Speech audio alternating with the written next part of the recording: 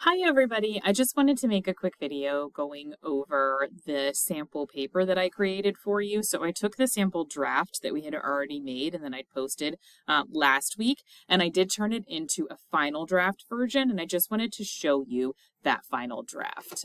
If you're looking for it as a resource, you can see it over here. It is the sample final draft. I've posted it in the week 11 announcement, and this is what it looks like. It starts with a title page, and then we have our introduction that includes a hook. This is a reminder that you can find hook techniques here in the English Common Module for essay writing. There's a section on hook writing.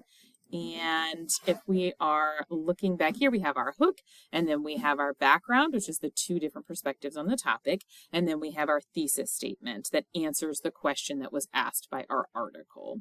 The next part is going to be a summary of one of the articles, the instructor provided article. The second summary section that we have here is going to be the one that you found on the databases, or you could swap the order. It doesn't matter to me which summary you present first, but you do need a summary of each. One summary of the article that I provided you with, and one summary of the article that you found on your own when we did the information literacy and the database assignment.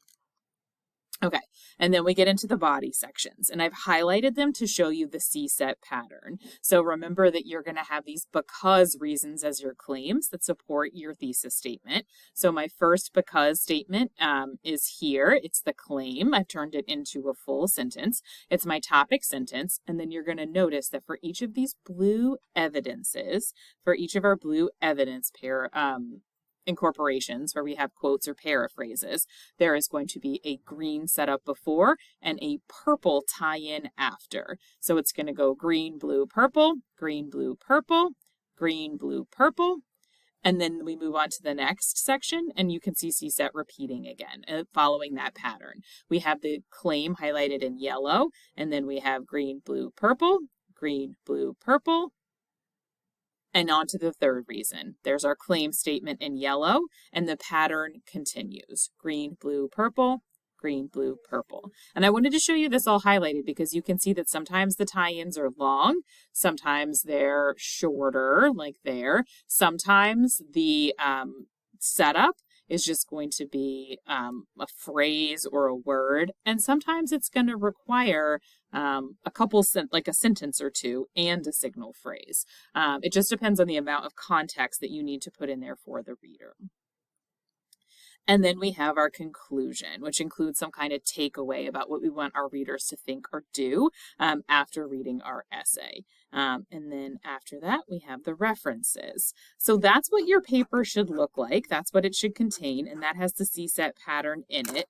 Another helpful tool for when you're doing the tie-in, if you came to the conference, I gave you a copy, or if you did your conference on Zoom, I mentioned this resource that I've also linked here that is called the tie-in prompts.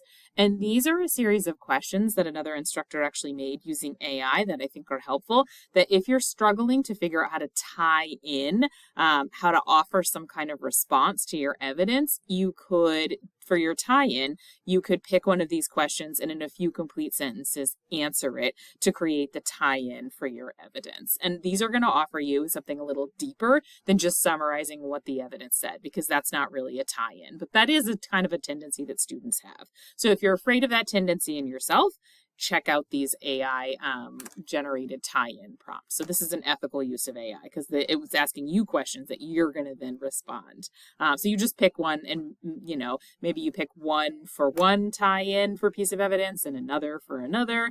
It's just a way of generating deeper response. And then the last thing I wanted to show you that might be helpful, again, maybe an ethical use of ChatGPT that you might want to look into, is that one thing that I did to double check myself was from the conference feedback, that the sheet that I was showing you. Let me just pull it up.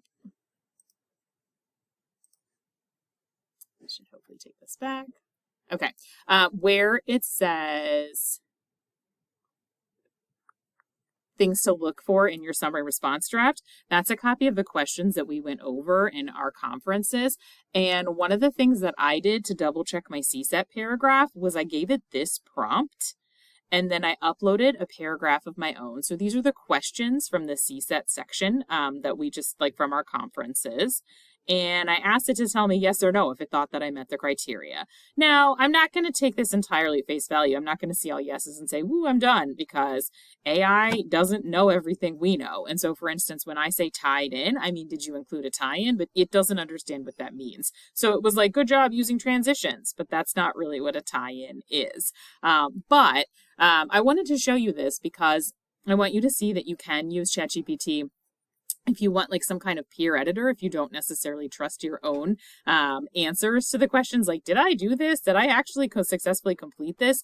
You can have ChatGPT look over those things and give you yes or no answers. So just some resources to help you out.